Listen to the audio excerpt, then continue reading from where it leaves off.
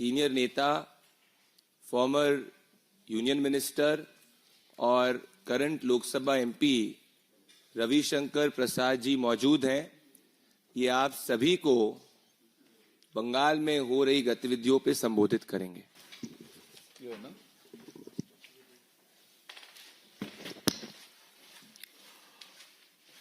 नमस्ते मित्रों,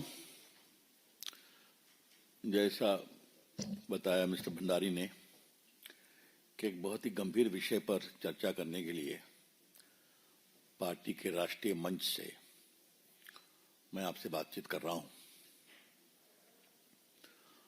आजाद भारत में बंगाल में जो हुआ वो आज तक नहीं हुआ कि एक सिटिंग मुख्यमंत्री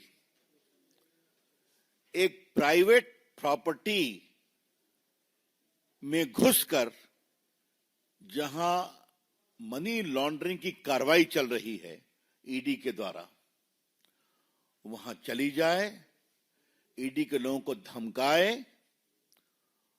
और पेपर स्नैच कर कर वॉकआउट कर जाए। आज देश के प्रमुख अखबारों में फोटो छपी है, वो वॉकआउट कर रही हैं पेपर लेकर। ये मामला क्या है कि कोल स्कैम को लेकर, कोल की स्मगलिंग और हवाला ट्रांजैक्शन को लेकर ईडी कार्रवाई कर रही है। उसमें कई जगह रेड वगैरह हुई और जो मिस्टर जैन हैं उसके कंसल्टेंसी फर्म के बारे में यह शिकायत आई कि करोड़ों रुपए का ट्रांजैक्शन यहां से हुआ है। यह बात हम नहीं कह रहे हैं, ईडी ने अपने ऑफिशियल स्टेटमेंट में कहा है जो उनके वेबसाइट पर है, उसकी कॉपी हमारे पास है, उन्होंने पूरा लिंकेज बताया है। ऐसे में वो काम करने गए थे और आपको मालूम है बंगाल कोल स्मगलिंग का एक बहुत बड़ा हॉट स्पॉट बना है।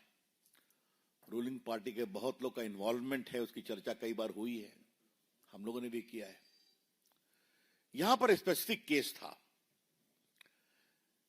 और मैं फिर रिपीट करूंगा, ये रेड न ममता जी के घर पर थी, न उनके ऑफिस में थी, न टीएमसी के दफ्तर में थी, न टीएमसी के किसी नेता, विधायक, एमपी या ऑफिस बेरर के घर पे थी। ये रेड थी एक प्राइवेट कंसल्टेंसी फर्म जिसके यहां करोड़ों रुपए के मनी लॉन्ड्रिंग की शिकायत आई थी कोल स्कैम में, उसको फैसिलिटेट करने के। और ये मैं फिर कह रहा हूं, ये मैं नहीं कह रहा हूं, ये बाकायदे उनके स्टेटमेंट में है जो उनके वेबसाइट पर है। आपको वो कॉपी हम दे देंगे प्रेस के बाद। ऐसे में ममता जाती हैं, वो सिटिंग चीफ मिनिस्टर है और समाचार पत्रों में यह भी लिखा हुआ है जैन का घर कहां है, गाड़ी छोड़ती हैं और फ्लैट में घुसती हैं, उनके पुलिस कमिश्नर जाते हैं, पुलिस अफसर जाते हैं और वहां ईडी के लोगों को हड़काते हैं और ये बहस करती हैं और कागज छीन करके लेके चली जाती हैं। उनका आचरण नहीं अमर्यादित, असंवैधानिक, शर्मनाक है, लेकिन लोकतांत्रिक मर्यादाओं का उन्होंने तार तार कर दिया है। The entire action of the chief minister is not only unethical, irresponsible, unconstitutional, but she has put the entire democratic process and governance to shame. मुझे याद आता है कि आज वो मामला भी है, आपको मालूम है कि लालू प्रसाद के खिलाफ दिल्ली कोर्ट ने चार्ज फ्रेम कर दिया वो लैंड फॉर जॉब स्कैम में और कहा है कि वो सिंडिकेट चला रहे हैं। जब चारा घोटाले की लड़ाई हम लोग बिहार में लड़ रहे थे, स्वर्गीय सुशील मोदी और हम, बड़ी लड़ाई थी, रेड हुई थी, लालू जी गिरफ्तार हुए थे, लेकिन एक बात मैं कहूंगा, कभी लालू जी या राबड़ी जी ने सीबीआई के दफ्तर में रेड करने की नहीं सोची थी। बात को समझिए जो मैं कहना चाह रहा हूं। तो ये तो कमाल हो गया ना। ममता जी आपको घबराहट क्यों है? The BJP would like to ask madam Mamata ji, what is your linkage with that consultancy firm? आपको इतनी घबराहट हो गई? वो तो कंसल्टेंसी फर्म कई का काम करती है।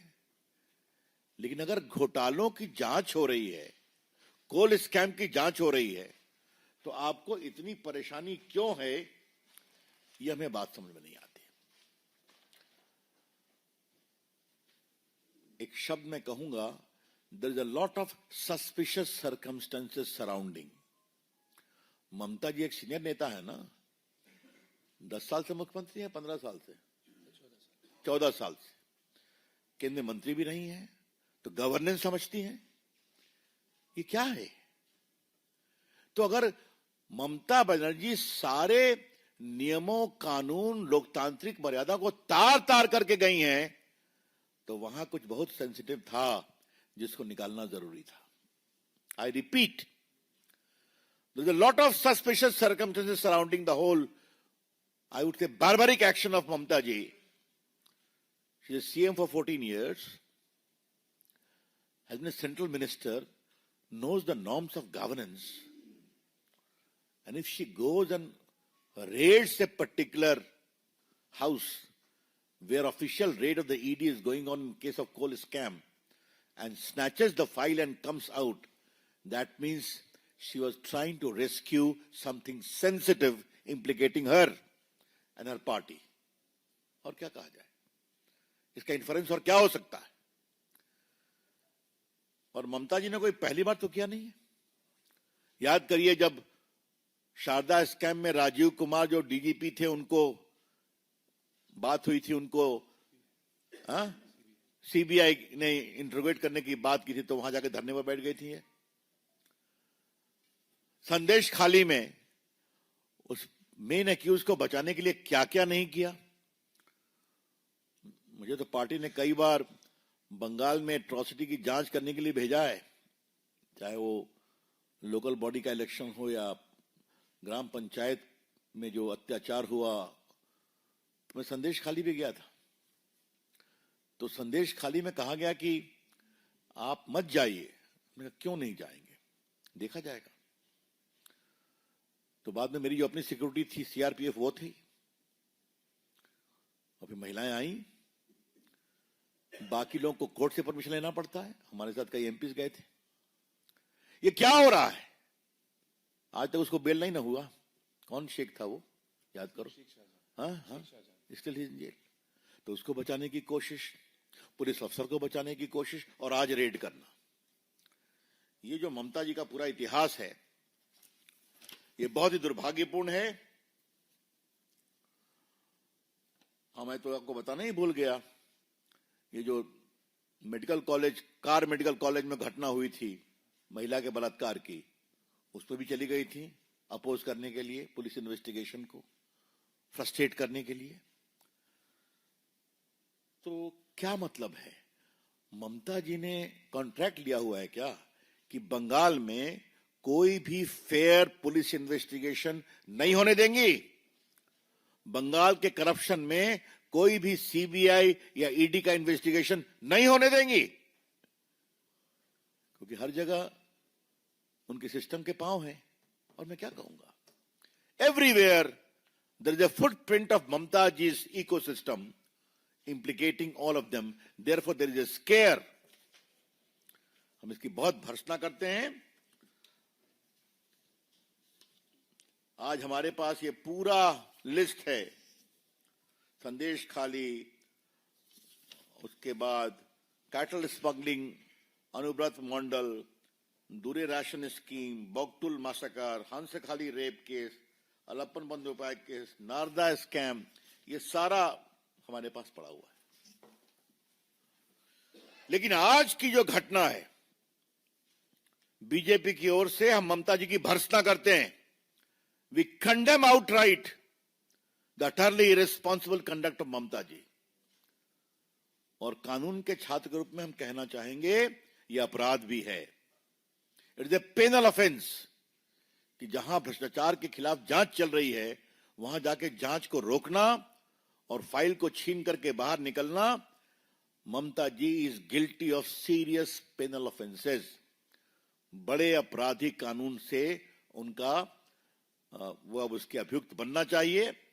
अब मामला आज कोर्ट में सबों ने गए हैं, बातें चलेंगी, लेकिन प्राइमा फेशिया उनका जो कंडक्ट है, और अभी तक इतना विस्तार से छपा है, ममता जी ने अभी तक इसको कॉन्ट्राडिक्ट भी नहीं किया है कि मैं नहीं गई, मैं गाड़ी से उतरी, पूछा और सीधा घुस गई। तो पार्टी की ओर से हम इसे बहुत ही कंडेम करते हैं मित्रों। एक खाली आपको बात कहना है कि आज जो लालू जी के ऊपर जो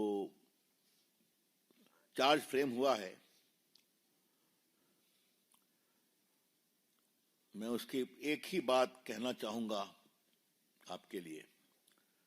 The court finds on the touchstone of suspicion there existed an overarching conspiracy by Lalu Prasad Yadav towards using public employment as a bargaining chip for receiving immovable property for his family, daughter, wives and sons. तो ये हाल है, और इनके बारे में मैं एक ही बात कहूंगा कि कहीं तो फुल स्टॉप करते लालू बाबू। लालू प्रसाद को चारा घोटाले के 4 अलग अलग केसों में 32.5 साल की सजा हुई है, 32.5 years। Bitumen scam, selling the property, land for job scam.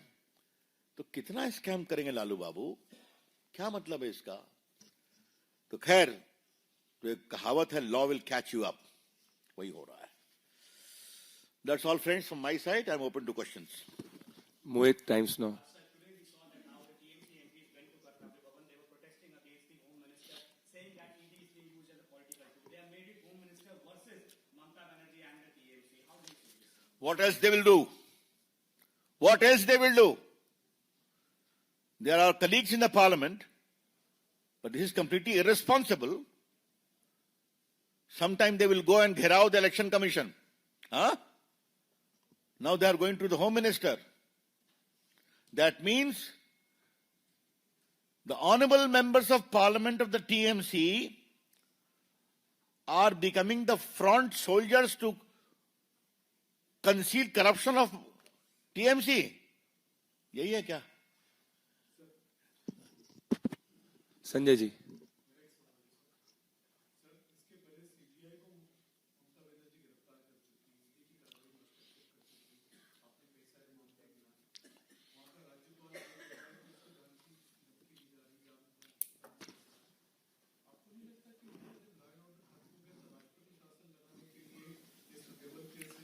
हमें पूरा विश्वास है कि कुछ महीनों में वहां की जनता ही उनका पूरा हिसाब करने वाली है। विकास जी। ममता जी के शासन के पाप का घड़ा भर गया है। विकास जी। सर, टीएमसी के लोगों ने आरोप लगाया है कि बीजेपी बंगाल को ईडी के जरिए या केंद्रीय एजेंसी के लूट लेना चाह रही है, डकैती डालना चाहती है, ऐसे शब्दों का प्रयोग किया गया है कि आप लोग वहां डकैती डलवा रहे हैं, लूटना चाहते हैं। बंगाल में कौन लूट रहा है, ये तो पूरा सब मैंने उदाहरण बताया कि नहीं बताया? कोयला स्कैम, नारदा स्कैम, संदेश खाली, शिक्षक स्कैम, सब तो कोर्ट से आया है ना। Any more questions? Thank you. बहुत बहुत धन्यवाद। Thank you.